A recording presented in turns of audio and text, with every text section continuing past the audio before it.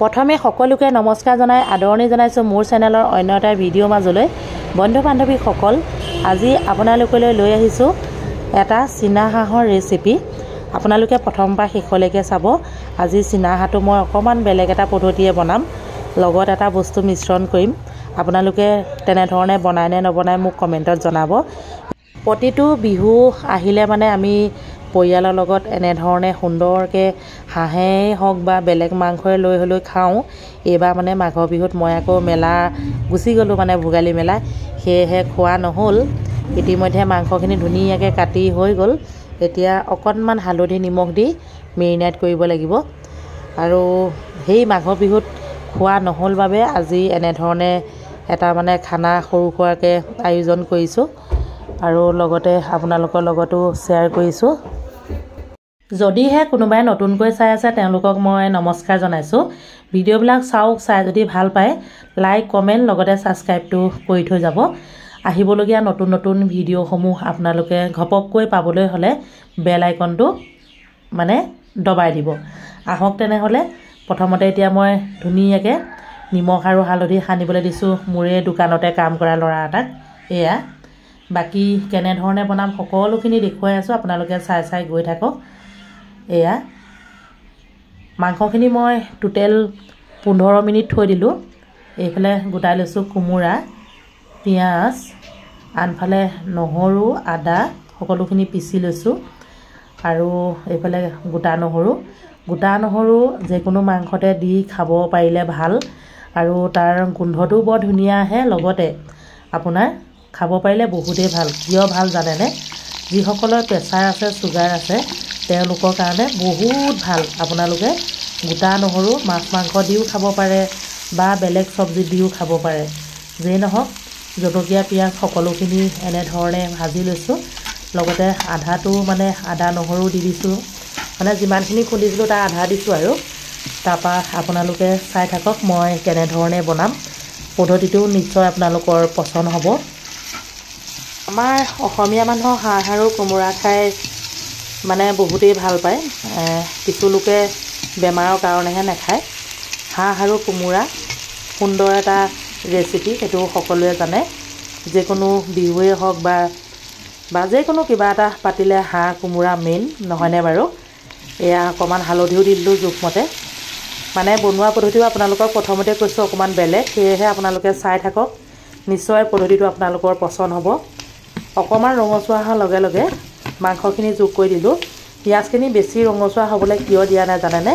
ইতিমধ্যে মই মাংসখিনি ভাজোঁতে পিঁয়াজখিনিও গলি যাব। সেয়েহে যিকোনো মাংস ভাজোঁতে আপোনালোকে কেৰাহীতে পিঁয়াজখিনি ৰঙচুৱা কৰি নিদিলেও হয়, মানে মাংসখিনি যিহেতু ভজা যায়, সেয়েহে অলপ ঢাকি দিছোঁ। এতিয়া অকণমান আকৌ চাইছোঁ, চাওকচোন কালাৰটো সুন্দৰকৈ সলনি হৈ গৈছে। আৰু অকণমান সময় ভাজিব লাগিব। জলকীয়া পিঁয়াজ সকলোখিনি কেনেকৈ গলি গ'ল চাওকচোন। সেয়েহে কৈছোঁ কেৰাহীত সম্পূৰ্ণ ৰঙা নোহোৱাকৈও আপোনালোকে এনেধৰণে ভাজিব পাৰে। চাওক এতিয়া মই কোমোৰাখিনি যোগ কৰি দিলোঁ। আমাৰ আকৌ ঘৰত কোমোৰা ডাঙৰ ডাঙৰকৈ পিচ কৰি দিলেহে ভাল পায়, সেয়েহে ডাঙৰ ডাঙৰ কৰিছোঁ। এয়া এতিয়া আৰু ধুনীয়াকৈ অকণমান সময় ভাজি দিম।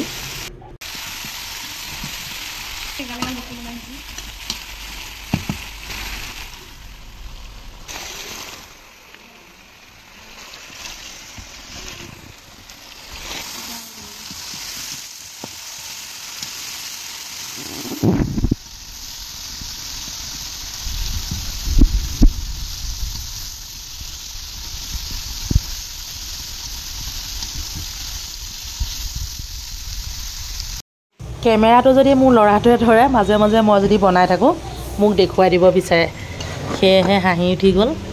যেই নহওক কোমোৰা প্ৰায় সিজিছে আৰু এয়া এনেকুৱাতে মই এতিয়া এটা বস্তু যোগ কৰিম। সেইটো কি বস্তু আপোনালোকে অনুমান কৰিব পাৰিছেনে বাৰু? কোমোৰাখিনি ডাঙৰ ডাঙৰকৈ দিলে যেতিয়া সম্পূৰ্ণ সিজি যায় খাবলৈ বৰ ভাল লাগে। আপোনালোকে সেইটো লক্ষ্য কৰিব। আমাৰ ঘৰত সকলোৱে কোমোৰা বৰ ডাঙৰ ডাঙৰ পিচ কৰিলেহে ভাল পায়। আৰু এতিয়া অলপ আদা নহৰু যোগ কৰিছোঁ। মানে প্ৰথমতে আদা নহৰু দিলোঁ, তাৰপৰা মাজভাগতে আকৌ যোগ কৰি দিছোঁ। এনেধৰণে মানে বনালে অকণমান সোৱাদ লগা হয়। আপোনালোকে বনাই খাই চাবচোন।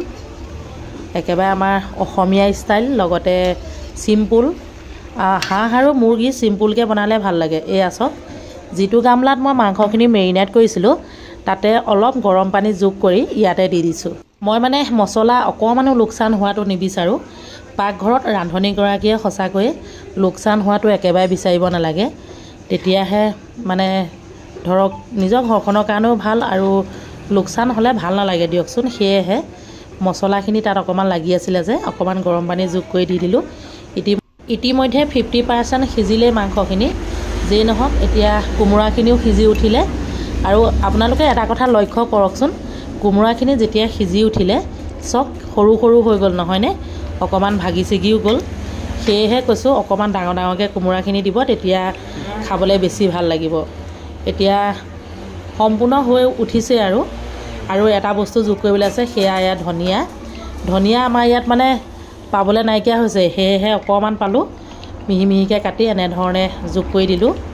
এতিয়া আৰু অকণমান সময় গেছৰ ওপৰতে ৰাখিছোঁ আৰু গেছটো কমাই দিছোঁ। মানে সম্পূৰ্ণ সিজাৰ পাছত গেছটো অকণমান কমাই দিলোঁ। আৰু লগতে মোৰ চেনেলৰ তৰফৰ পৰা আপোনালোকক বহুত বহুত মৰম যাচিলোঁ। সকলোৱে ভালে কুশলে থাকক। আৰু যিহেতু বিহুত আমাৰ খানা খোৱা নহ'ল, এই বিহু খানা বুলিয়ে খাইছোঁ। আৰু মেলাত দোকান দিব লাগিব। আকৌ মই ফেব্ৰুৱাৰী 1 তাৰিখৰ পৰা মেলাত মানে দোকান দিবলৈ যাম, ভোগালী মেলাত। মই অইন মেলাত ইমান নাযাওঁ, মই ভোগালী মেলাতহে যাওঁ। আৰু আপোনালোকে সকলোৱে সঁহাৰি জনাব তাৰে আশা ৰাখিলোঁ। আজি এই হাঁহ আৰু কোমোৰা ৰেচিপিটো আপোনালোকৰ পচন্দ হ'লনে জনাবলৈ একেবাৰে নাপাহৰিব। আৰু অকণমান ভিডিঅ'টো শ্বেয়াৰ কৰি দিব বুলি আশা ৰাখিছোঁ আৰু দেই। এয়া চাওক প্ৰায় হৈ গ'ল।